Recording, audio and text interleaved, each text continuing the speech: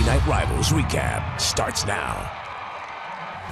Good evening, everyone, and welcome to week 2 of Friday Night Rivals recap. I'm Donnie Tillman. And I'm David Coy. Everything was cool in week 1, but things certainly heat up in week 2. So without further ado, let's head right to the highlights. All right, we will kick things off in the Central State 8 Conference. Sacred Heart Griffin looking for win number 30 in a row as Eisenhower comes to town. And we will start with Eisenhower.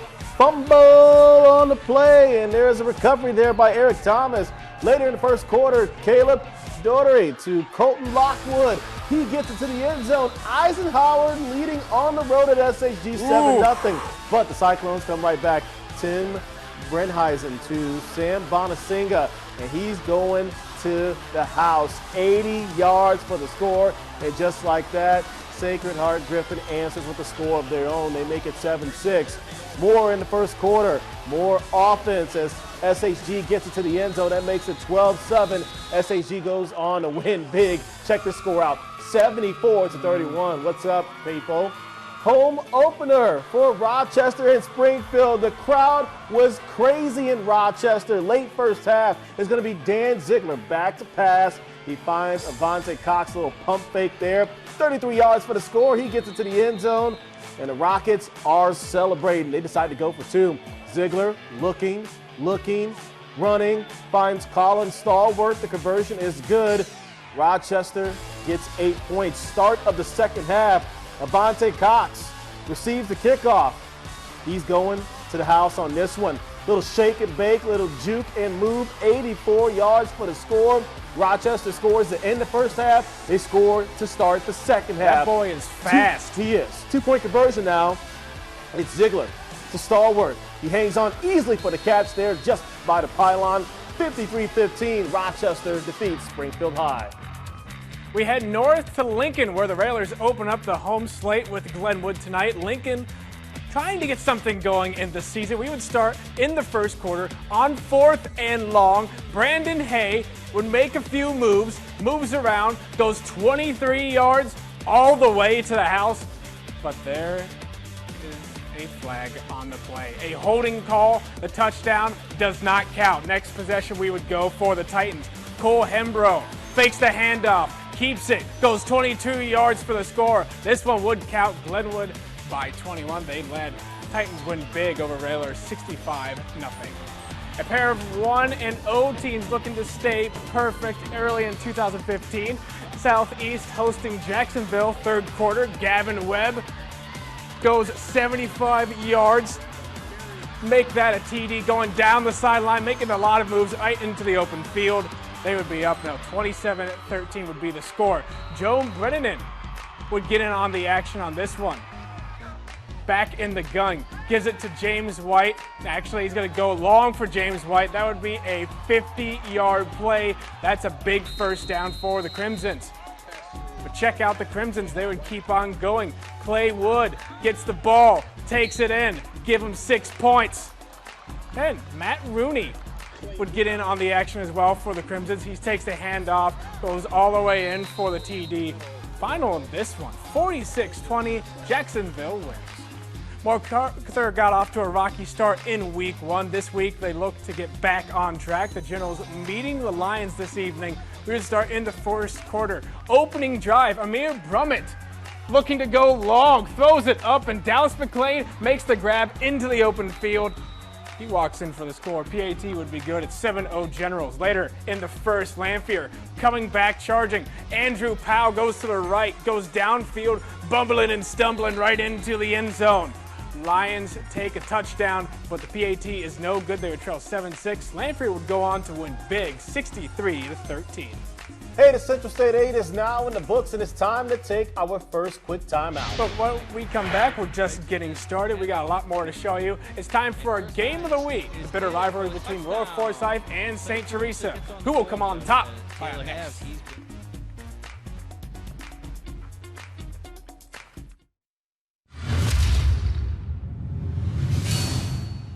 Welcome back to the Idea Auto Sales Friday Night Rivals recap. It's time for our game of the week, Maroa Forsyth and St. Teresa. Let's go to those beautiful highlights. This is the final rivalry game between these two teams. First quarter, Ryan Fike fakes the pass, hands off to Chris Hine, and scores a touchdown. The only score of the first half. Third quarter we go now. Trojans get going. Tyler Ray fakes the handoff, finds Parker Barrett, who goes down the field, and he is going to get tackled there. Later on, Ray hands off to Chad Howell. He gets in for the touchdown for Forsyth, down 7-6 as the hands go up in the air and they wave him like they just don't care. Then Tyler Ray tosses to DeAndre Gregory, and he gets down the sideline, skips a few tackles, gets it to the end zone. 12-7 Trojans. More in the third. Ryan Fike looking for an opening, finds Seth Greenwell. First down at 35-yard line. Fourth quarter now, Ray to Gregory. No, it's Josh Gilbert. Give him 6 on the touchdown. Maroa Forsyth is going to win it 18-7 on the road. They celebrate with the trophy. I'm proud of our kids' ability to deal with adversity. I thought we made some adjustments at halftime. We were able to come in and pound the ball. We've said all along that our team was going to be built on 3 really good running backs, a relentless offensive line, and the best defense around. And, you know, our defense was outstanding today. John Kidd, our defensive coordinator, does an awesome job, and we got kids that buy in to what he does. I struggled on the offensive side, getting my quarterback in rhythm, but overall we'll take the W in these games. Often they are sloppy just because of nerves.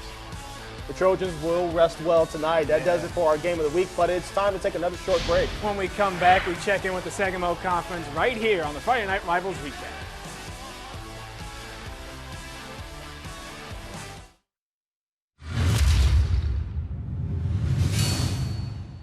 Welcome back to Friday Night Rivals Recap. We continue with the Sangamo Conference. Yeah, Auburn looking to respond from last week's loss to Williamsville, so we would go over to Trojan land because they would take on the Cardinals. Third quarter. Watch the handoff by Ryan McLaughlin, and that would be good for a TD. It's 14-12 Auburn.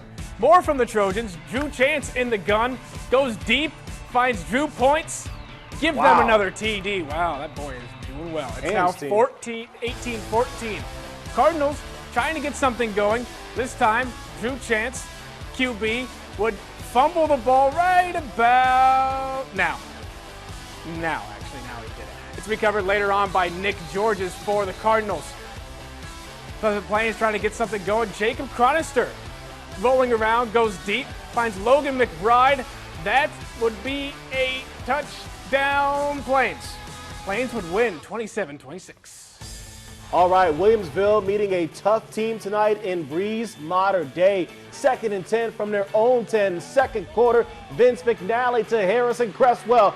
He's left all alone. He's racing down the sidelines. He's going for the touchdown. 90 yards on the hookup. Bullets take a 14-6 lead. Later in the second quarter, Jace Franklin takes the handoff. He looks like he stopped, but watch, he stays on his feet, gets through a few tackles, and then Franklin off to the races. 74 yards for the touchdown.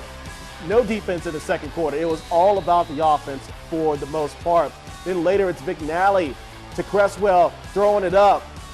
After a roughing the passing call, that's a big first down for Williamsville. They're in business. That sets up Franklin from inside the 10. He gets it to the end zone. Williamsville wins a tight struggle at home against a good Breeze Mater Dei team, 35-34. Riverton looking to bounce back now. They host Athens, and it's Hunter Hammond taking the handoff, bursting through the middle, and he's going to get good yardage here for a first down. Later, Jacob Tanner and Cody Donnelly combined for the stuff right there in the backfield for the Riverton defense, but Athens would move their way down the field. That's Hunter Maxwell, 15-yard touchdown run there. Athens decides to go for the extra point. Nope, they're going for 2 now. Dalton Fletcher with the little flick to Matthew Sellinger for the conversion. Athens hangs on to win at Riverton 28-22. I got to applaud that one. It was a really nice play. North Mac was successful and came away with a victory last week in week 1. We start with week 2. They host Pittsfield. First quarter, Brendan White hands it off to Kendall Bearden. And that's a big run and a big game for that big fella. Same Panthers possession. White gets it over to Cooper Ether. Ether makes the grab as he slides down. But later on, Pittsfield with the possession. They're trying to get in on some type of action. Quinn Leary hands it off to Jesse Dovin, and he is stopped right by Nick Smith, right at the feet. North Mac wins big, 41-0. Porta paying a visit to Pretzel Town. We would start in first quarter. Joe Kroll snaps it over to Cam Cummings, who runs it in for the score, plows his way in. New Berlin up 6-0. Then Cam Cummings continues. This time would drop the ball on the snap. Scott Boheim jumps on it and recovers it for Porta. Later on in the first, Tyler Alden runs through Blue Jay defense. That's a 15-yard pickup. And then New Berlin continues. Cam Cummings finds Connor Berger, who goes for 20 yards, making some moves, breaking some tackles, and gets pulled out of the sidelines. Pretzel get on the board one more time. Give it to Danny McLeod, who runs it in for the TD all the way down on the sidelines. New Berlin would win this one 34-6. Another conference down, and it's time to take our third timeout. But don't touch the clicker because there'll be a lot more when we get back. We touch in on some of the area schools, plus our 40-yard challenge. Keep it here.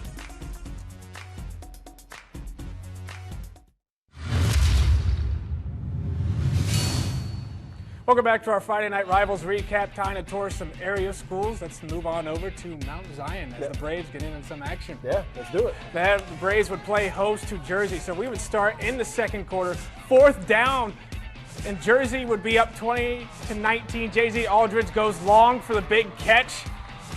Watch it right here. He is waved off, though, because there is a personal foul by the Braves. They have to come back and stall. Next drive, though, under a minute to go in the half. Aldridge looking long again. Shammy Schultz comes down with it, and he's brought down by the 5. Next play, Garrett May plows in to Jersey for Jersey, but Jersey thinks they might have thing. Mount Zion wins 53-24. All right, Taylorville won 14-7 tonight at Limestone. Let's check out South Fork and Warrensburg-Latham. We'll pick things up in the first quarter for Warrensburg-Latham. It's going to be Mitchell Leathers who hands off to Deontay Lewis. That is a touchdown. South Fork's Dawson Williams runs the ball for a touchdown. It is Warrensburg-Latham who wins this contest by a score of 48-6 at South Fork. All right, it's our 40-yard challenge tour. We'll continue with our 40-yard challenge that took place at St. Teresa tonight. The 40-yard challenge is brought to you by Friendly Chevrolet. Being pumped up.